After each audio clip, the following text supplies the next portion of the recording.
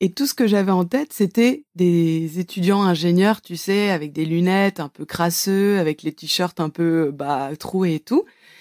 Et donc, ce mec qui me rencontrait, il me rendait un beau service, mais sauf que le mec qui sort de la voiture, c'est pas qu'un service que j'ai envie qu'il me rende, tu vois ce que je veux dire?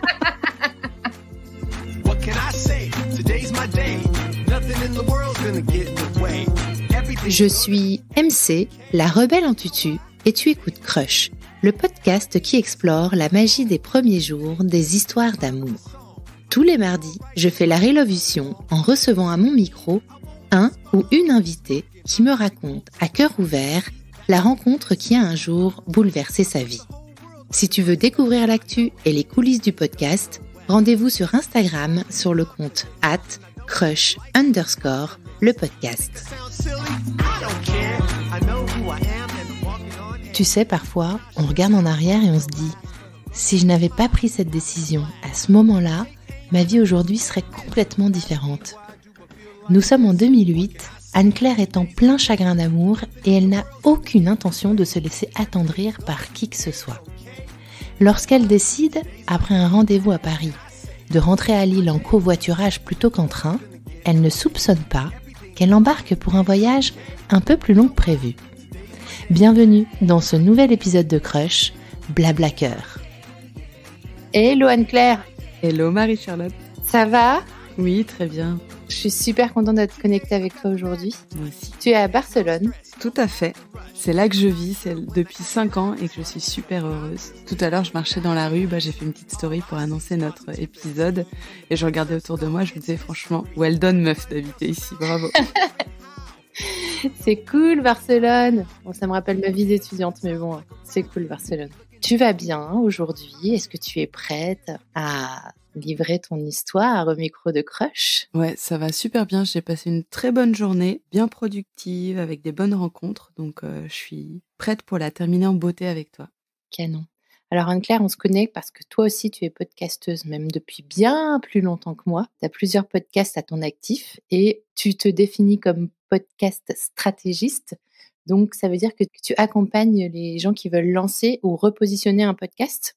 Moi, je suis spécialisée sur les personnes qui ont déjà lancé un podcast et qui ont envie de le transformer en projet solide ou lui donner une autre dimension avec une meilleure stratégie de marque, communication ou création de communauté. Et tu as tes propres podcasts à toi. Et si je ne me trompe pas, il y a même un bébé en cours de route, un bébé podcastique qui retient mon attention parce que ça va parler d'amour. Exactement, ça va parler d'amour et c'est même un petit bébé de Crush. C'est comme si Crush et la chamade avaient passé la nuit ensemble et engendré progéniture. Ça s'appelle La Demande, avec Anne Fleur, une copine podcasteuse.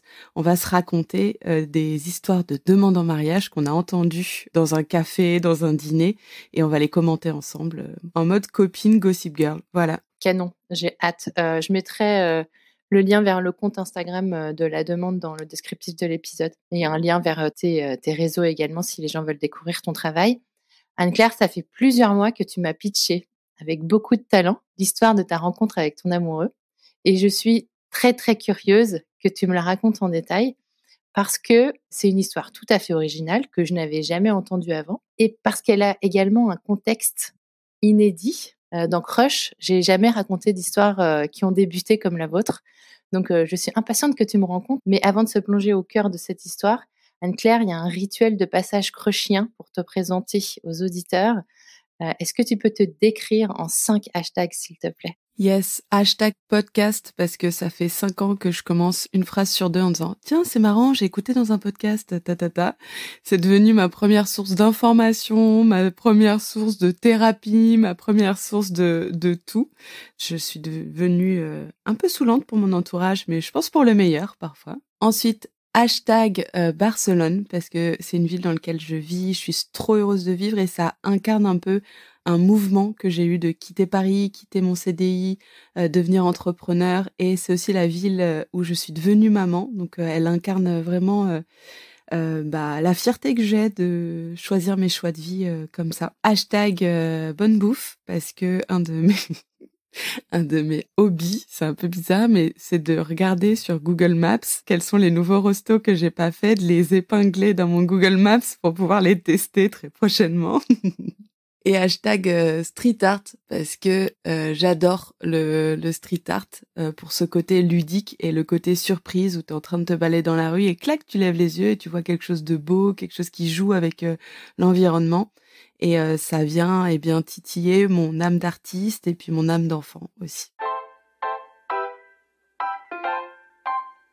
Alors, Anne-Claire, avant de rencontrer ton amoureux, qui s'appelle Yann, est-ce qu'on peut se remettre dans le contexte dans lequel tu vivais à ce moment-là? Tu avais quel âge? Tu faisais quoi? À quoi ressemblait ta vie? Est-ce que tu avais déjà eu des histoires amoureuses qui t'avaient marqué et qui avaient défini ou ont commencé à définir ta relation à l'amour?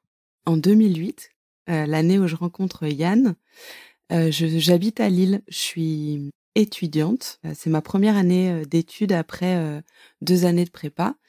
Et c'est la première fois que j'habite toute seule dans un studio, donc j'acquiers l'indépendance, je prends mes marques et après avoir grandi dans une famille, avec des parents un peu poules, un peu protecteurs, plus avoir été 2 ans en prépa où on est sous cloche en fait, et ben, je peux dire que ma vie ça ressemblait à rien du tout, c'était n'importe quoi.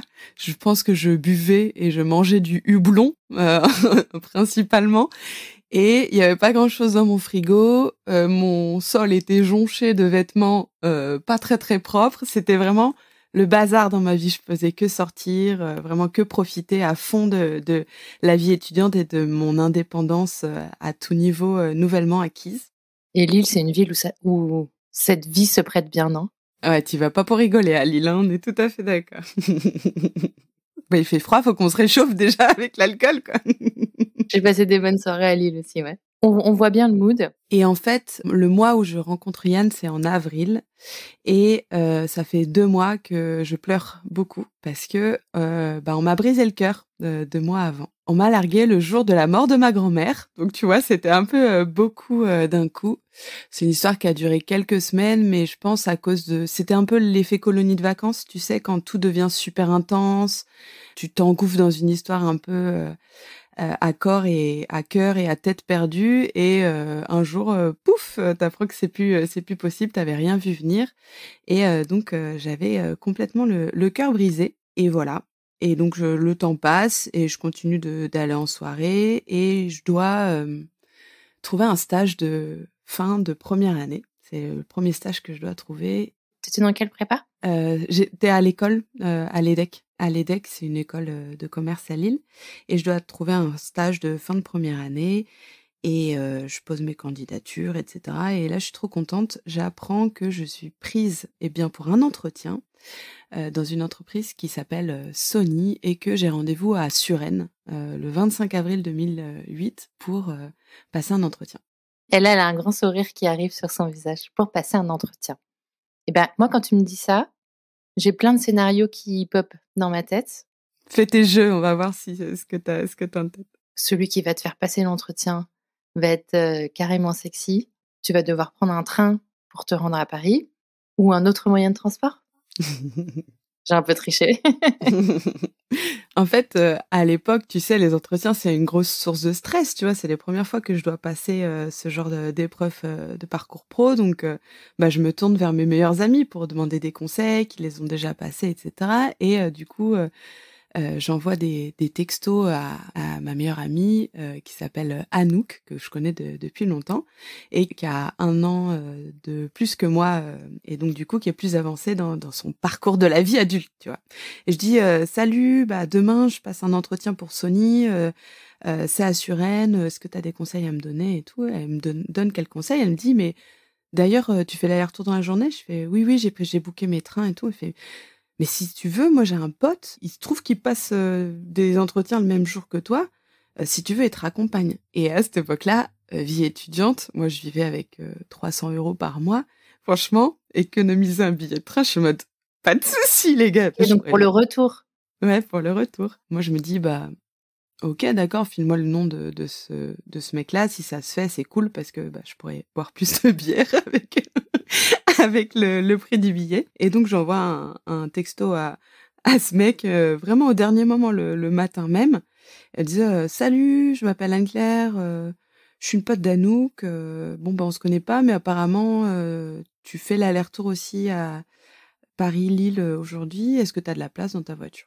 Et le mec me répond ouais, carrément, pas de souci. T'es où pour ton entretien? Je dis bah, je suis basée à Suresnes. Je suis désolée, c'est en banlieue, c'est pas très pratique. Il me dit non, mais pas de souci. J'ai de la famille là-bas, ça tombe bien. Ça fait longtemps que je suis pas allée les voir.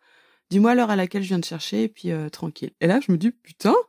Le mec est trop sympa, trop arrangeant. Et je passe à autre chose. Je remets mon tailleur, je prends mes petites notes et tout, et puis je m'engouffre à mon entretien pour mon stage.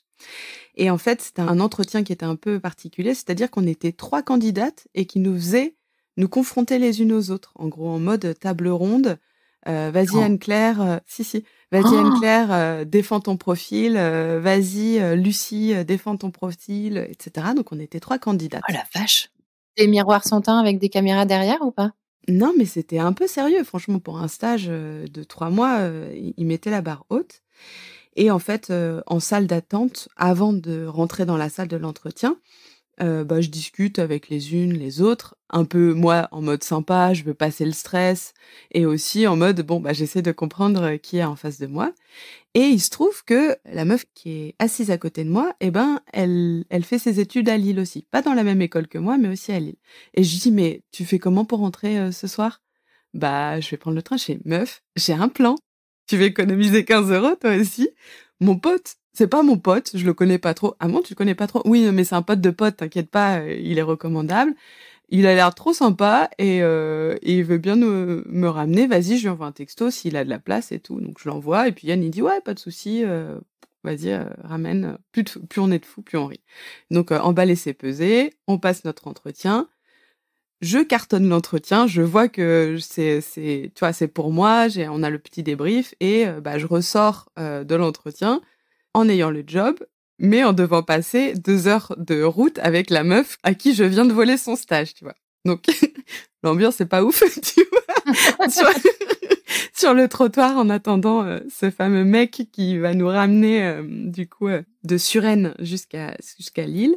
Et là, il y a une petite voiture qui arrive, c'est une voiture bleue, une Saxo Bic et il y a un mec qui sort de la voiture et je le reconnais pas. Et je te dis que je le reconnais pas parce que Anouk m'a dit: «Mais si, tu le connais Yann, vous êtes déjà rencontrés». Et moi j'étais en mode: «Oui, oui, non, je vois pas». Et tout ce que j'avais en tête, c'était des étudiants ingénieurs, tu sais, avec des lunettes un peu crasseux, avec les t-shirts un peu, troués et tout. Et donc, ce mec qui me rencontrait, il me rendait un beau service, mais sauf que le mec qui sort de la voiture, c'est pas qu'un service que j'ai envie qu'il me rende, tu vois ce que je veux dire? Genre méga bombe. Genre trop beau. Trop beau, genre, il était en costard aussi. Il était en costard, il s'était rasé, il avait retiré ses lunettes, il avait des lentilles et il se trouve que, c'est une paire de billes bleues, en fait, qui me regarde dans les yeux, qui me dit: «Salut, Yann», enchanté et tout.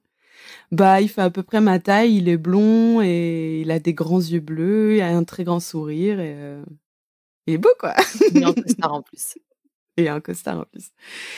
Et donc là, à partir du moment où je le vois sortir, je me dis: «Oh putain, on n'est pas sur le même game, en fait». Et en fait, je me surprends à être en mode: j'ai envie», tu vois? Je m'attendais pas du tout à être intéressée par ce mec, parce que moi, j'étais, cœur brisé, jamais pu sortir avec quelqu'un, je retomberai plus jamais amoureuse. Et là, il y a une petite flamme qui, malgré moi, commence à se dire, mais je me dis: «Non, écoute, ça te saoule là, tu pas envie de te remettre dans une histoire, voilà». Et là, Yann, il ouvre le coffre, il nous met mettre nos affaires et tout, et il pose la question: «Bon, qui ça assoit où?» Parce qu'il y a Lucie qui est avec moi.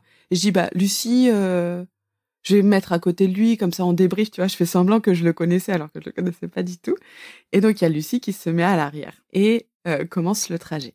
Et donc 2 heures de route et on commence à discuter avec Yann et là, ça clique très vite, en gros. On parle, il rebondit, machin. Il dit: ça vous va si je mets un peu à la radio?» Il allume la radio, c'est Radio Nova et moi j'ai une passion pour Radio Nova. Je dis: «Putain, t'écoutes Radio Nova toi aussi?» Non mais genre, c'est la référence pour moi et lui aussi. Et donc on fait un peu les beaux, tu vois? Genre on est en mode tac tac, qu'est-ce qu'il y a? On écoute la même musique. il y a la portière, et là, je vois, il y a un livre. Je dis, ah, tiens, tu lis ce livre? Il me dit, oui, j'adore Bec BD. Bon, depuis, c'est pas devenu une référence. Bah, par contre, là, la ref littéraire, on a vu mieux quand même, mais bon, passons. À l'époque, on se Ouais, rendait pas à compte. l'époque. Et donc, du coup, il y a un peu un jeu de séduction qui vient, et on discute. On se retourne, parce qu'on n'entendait plus de bruit à l'arrière. Lucie, elle parlait plus du tout. Et Lucie, elle s'était endormie à l'arrière. Elle était comme ça. Vraiment à la bouche ouverte. Baillée corneille. Donc, bon, bah, ok, d'accord, on continue. On se sent plus dans l'intimité. On continue à discuter. Vient le moment où il me dit, ah putain, j'ai plus d'essence. Donc, on s'arrête à une station-service. Voilà, donc on fait le plein, genre normal, quoi. On fait le plein. Fallait te faire le coup de la panne ou quoi? Non, pas du tout.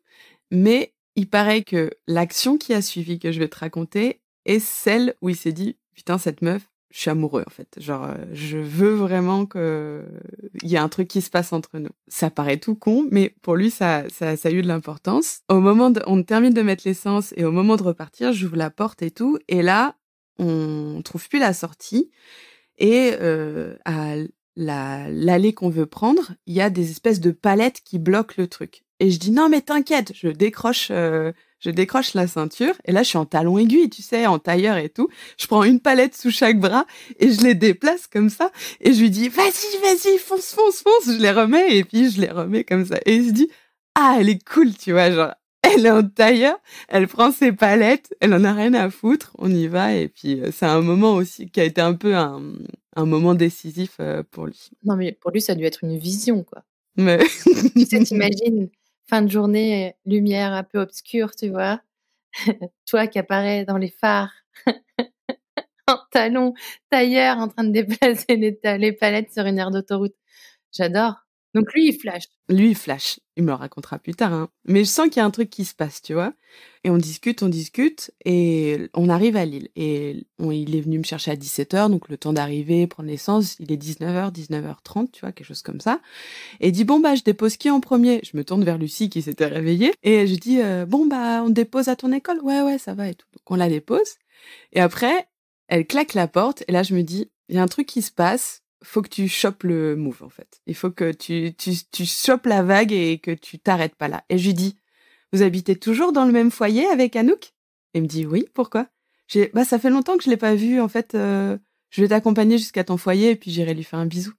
Pendant tout ce trajet, t'es consciente, t'es lucide que le mec te plaît à mort et qu'il y a une évidence, il y a une connexion entre vous et que t'as envie. T'as aucun doute. Si. En fait, c'est comme si j'avais pas faim en rentrant dans la voiture. Et puis là, je découvre qu'il y a un super beau gâteau qui a l'air trop bon et tout. Et que je dis, mais non, mais t'avais pas faim. Et tu vois, je balance entre, bah, il a l'air quand même très bien. Ah, mais en fait, c'est jamais aussi fluide avec personne. Ah, il y a vraiment un truc qui se passe. Ah ouais, on rigole bien. Et en même temps, avec en arrière-fond, bah, la grosse peine, le gros chagrin d'amour dont je me suis pas encore remise. Donc, tu vois, je suis vraiment entre deux eaux. Mais même, j'ai pas envie, tu vois. J'ai pas envie de me relancer donc, j'ai pas le fuego, quoi. J'ai pas le mojo pour me remettre dans quelque chose. Mais en même temps, je fais cette rencontre. Ça se passe super bien. Ça faisait très longtemps, beaucoup de semaines que je m'étais pas autant marrée avec quelqu'un, et j'avais peut-être jamais ressenti cette connexion d'être aussi en confiance avec quelqu'un, aussi connecté rapidement, de rigoler, je sais pas, c'est simple, quoi. Et c'est un peu une impulsion que j'ai eue au moment où c'était entre c'est genre, si vous voulez qu'il vous raccompagne chez vous, allez page 13. Si vous voulez qu'il continue un peu avec vous faire de la route, allez page 15. Bah, j'ai décidé page 15, tu vois. J'ai décidé Clairement. de foncer et de trouver une excuse qui était tout à fait valable, mais un peu undercover, pas genre, vas-y, continuons la soirée ensemble. C'est, j'aimerais bien aller voir ma pote qui habite dans le même foyer que toi. Donc, je prends pas vraiment beaucoup de risques, puisque je sais que ma pote est là, et que si la soirée retombe un peu comme un soufflet et que c'est pas si bien avec ce mec, bah, je passe une très bonne soirée avec ma pote, et puis voilà, quoi. Donc, vous allez tous les deux, vous poursuivez la route jusqu'au foyer. où il habite. Ouais, jusqu'au foyer où il habite. Et là, on entre, fait une école d'ingénieur qui s'appelle les Arts et Métiers, et c'est un grand bâtiment avec une grande cour au milieu. Tu sais, il y a une grande porte en briques, tu rentres, un peu comme dans Poudlard, avec une grande cour intérieure et tous les bâtiments tout autour. Et là, on rentre, je comprends pas trop, parce que tout le monde croise Yann et lui dit « Ah, salut Yann, t'as passé une bonne soirée? T'as passé une bonne journée? Ça va? Ah, mais c'est ta journée, Yann! Joyeux anniversaire, Yann! » Et là, je me tourne vers lui et je lui fais « Mais c'est ton anniv ?» Il me dit « Bah ouais, mais pourquoi tu me l'as pas dit ?» Bah je sais pas, j'allais pas te dire ça à la directe que c'est son anniv. Et la conversation se passe et il y a tous ses potes qui arrivent en disant « Hey Yann, on t'a préparé un dîner et tout, t'es prêt, on va faire la teuf et tout ?» Et là, Yann, il se tourne vers moi et dit « Bah tu veux rester dîner du coup à mon anniversaire ?» Je dis « Bah ouais, vas-y, on continue. » Et puis du coup, j'étais invitée à son dîner d'anniversaire. Et bah, du coup, on prend des bières parce qu'il y a un bar intérieur, un foyer où on peut prendre des bières. Donc, on fait l'apéro et tout. Et puis, on monte dans un de leurs appartes. Et là, il y a une grande table qui est mise en place. Et puis, on se débrouille pour être à côté. Tu vois, là, ça commence à être intentionnel de mon côté et de son côté. On se dit, bon, bah, allez, on se met à côté. Il y a du jeu, tu vois, on se met à côté et tout. Et la complicité continue, on rigole. Et on se dit, bon, bah, et si on mangeait sans les mains? Connerie, je sais pas, on était en mode connerie tous les deux. Et donc on se met les mains dans le dos et on fait la course de celui qui commence à manger le plus vite sans les mains. Genre donc super date, tu vois. La meuf, elle avait de la côte de porc sur les joues. N'importe quoi. Mais tu vois, ça continue de me dire qu'il y a un truc entre nous et qu'on peut être super naturel, super à l'aise, qu'on a le même goût de la connerie, un peu des défis, des choses comme ça. Oui, puis t'es super en confiance pour faire un truc pareil. Bah ouais. Déjà, quoi. Mmh. Enfin, je pense que t'es d'un caractère plutôt festif et bon, t'as la connerie. Enfin, je sais pas comment on le dit, mais c'est ça. Mais quand même, t'as confiance pour faire un jeu comme ça avec lui. Moi, je pense que tu vois, j'aurais eu peur de ce que tu dis, quoi. J'ai la gueule pleine de bouffe, en fait. C'est chelou, c'est moche. En fait, vous y allez, quoi. C'est ça. Et ce qui est cool, c'est que du coup, c'est ce qui me plaît parce que moi, j'ai jamais été à l'aise dans les rapports de séduction très classiques. Je déteste qu'on me drague. Ça me fait fuir. J'aime pas du tout. Et ça m'ennuie un peu les small talk, un peu où je suis en mode genre mec, je te vois arriver à 1000 à l'heure, ça me saoule. Moi, ce que j'aime bien dans les premiers moments, dans les rencontres, c'est le côté créatif, tu vois, c'est qu'il y a un truc qui se passe qui s'est jamais passé, où je sens que voilà, on construit sur quelque chose et tout. Et là, en fait, on est à puissance 1000, cette façon de rencontrer les gens que j'adore. Et ça se passe avec Yann, tu vois, et je sens qu'il me suit et il est pas dans un rapport de séduction un peu classique, boring pour moi. Donc ça me confirme que j'ai bien fait de m'inviter à son dîner d'anniversaire. Et du coup, après, Bah, le on se jeu débarbouille quand même. de porc. Alors attends, tu te débourbouilles toi-même ou tu le débarbouilles lui? Non, non, non, là on arrête et tout et on termine le repas et dans ce fameux bar où on avait pris des bières au sein de l'école, ils mettent de la musique, il y a une cabine de DJ, donc ils mettent de la musique, la fête commence là, on commence vraiment à danser, et cetera. Ta pote, elle est là ou pas du tout? Si ma pote elle est là, elle me regarde, elle fait coucou toi, tu vois, elle vient me voir, elle fait tu l'aimes bien Yann, il est sympa. Je dis ouais, ouais franchement il est sympa, tu vois.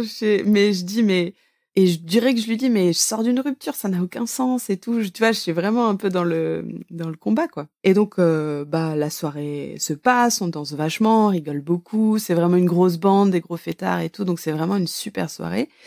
Et on danse, on danse, on danse. Au début, je danse un peu partout et puis on se rapproche de plus en plus, on danse de plus en plus. Et on discute musique et il me dit mais tiens, ça te dit on va mettre telle musique, ça s'appelle Promiscuous Girl d'un producteur qu'on aime bien. Vas-y, je te monte dans la cabine du DJ. Et donc du coup, on monte dans la cabine du DJ pour aller programmer cette musique qu'on aimait bien, sur laquelle on avait échangé. Et je me retrouve à l'embrasser dans la cabine du DJ. Et là, je suis en mode, mais qu'est-ce qui se passe, tu vois, genre, qu'est-ce qui se passe? Et on danse et tout, du coup, dans la cabine du DJ. Et là, il y a quelqu'un qui rentre, qui dit, oh, pardon! qui repart comme ça. Et on redescend et on continue la soirée comme ça, mais un peu discret, tu vois, parce que moi, j'étais vraiment pas sûre de vouloir me remettre dans un truc. Il était super sympa, super, tu vois, genre, je voyais que je lui plaisais bien, mais moi, j'étais encore un peu pas sûre de moi. Et là, on se pose sur un canapé, parce qu'il y avait des canapés dans la cour. Et puis on commence à discuter, à débriefer et je sais pas pourquoi, je viens à énoncer ce grand chagrin d'amour que je suis en train de traverser. Et là, j'explose en sanglots sur son épaule, tu vois? Et je pleure et je pleure et je pleure et je pleure. Et je dis: «Je suis désolée de pleurer comme ça, je sais pas pourquoi je pleure comme ça». Il me dit: «Mais c'est pas grave, vas-y, laisse sortir, ça fait du bien de pleurer». Et là, ça a été une énième confirmation que, bah, je me sentais bien avec lui, en fait, parce que, genre, sur le papier, c'est pas terrible de parler de son ex au mec, en fait, sur qui tu as un crush. Mais en fait, je me suis totalement libérée d'émotions, je me rendais pas compte que j'étais aussi triste que ça, tu vois? J'avais gardé vraiment beaucoup les trucs à l'intérieur et là, je le rencontre et je suis hyper à l'aise pour, parler de mon passé, de ce que je traverse et tout et le mec, il l'accueille, il dit: «Non mais franchement, ça fait trop du bien de pleurer, vas-y» et voilà. Tu vois, il y a un des aspects qui revient très souvent dans les histoires de rencontres de crush, c'est que les rencontres les plus bouleversantes, un des prérequis à ces rencontres-là, un peu, c'est être bien dans ses baskets, se sentir bien. Être dans une phase où on est bien avec soi-même, où on n'a pas forcément envie de rencontrer quelqu'un, on est bien seul, où on se sent fort, bien dans ses baskets. Là, c'est pas le cas pour toi. Tu es dans un moment de doute. Ça veut dire quand même qu'il y a quelque chose d'autre qui t'a poussé à quand même, aller vers lui et t'ouvrir à l'autre? Bah, en fait, pendant plusieurs mois, j'y allais un peu à reculons dans cette histoire. C'est comme si, en fait, tout m'amenait vers lui. Donc on s'est embrassés ce soir-là et le lendemain matin, je lui dis: «Bah, il y a rien entre nous, tu vois? C'est pas une histoire, je suis pas prête et tout» et on s'est revus une semaine plus tard et là, on a commencé vraiment notre histoire, de manière, officielle. Mais pendant quelques jours, j'étais pas sûre du truc, tu vois? On s'est échangé des textos et tout, mais j'ai mis un gros frein parce que, ben, c'était trop vite, trop fort, pour moi, alors que j'étais vraiment, à vif à cause, de l'histoire, précédente et ça a mis, plusieurs mois que je me laisse faire, que je me fasse confiance, que, je lui fasse confiance et cetera. C'est venu à force de patience, à force de super moments. On a voilà, toute cette alchimie du départ, elle a toujours existé. On se marrait trop, on faisait plein de trucs, plein d'expériences, plein de concerts et tout et le fait que je me sente vraiment que je m'autorise à vivre cette histoire d'amour, ça a duré, ouais, j'ai dû peut-être mettre 1 an, vraiment à me dire, «Non mais vas-y meuf, tu as pas à avoir peur, c'est un mec bien, ça a rien à voir avec ce que tu as pu vivre, auparavant et c'est pas parce que tu as eu un gros chagrin d'amour et que tu retombes amoureuse tout de suite que tu es pas sérieuse, en fait». Parce que c'était ça que je me disais, c'est parce que les émotions de tristesse que j'ai ressenties, elles étaient très fortes, mais quelques années plus tard, j'ai compris que c'était pas à cause de la valeur de l'histoire, c'était à cause de la toxicité de cette histoire-là et qu'en fait, que ce que je pleurais, c'était de l'estime de moi, c'était, de l'ordre de tu vois, de la confiance que j'avais placée dans la mauvaise personne et que d'avoir ressenti ces émotions très fortes de tristesse,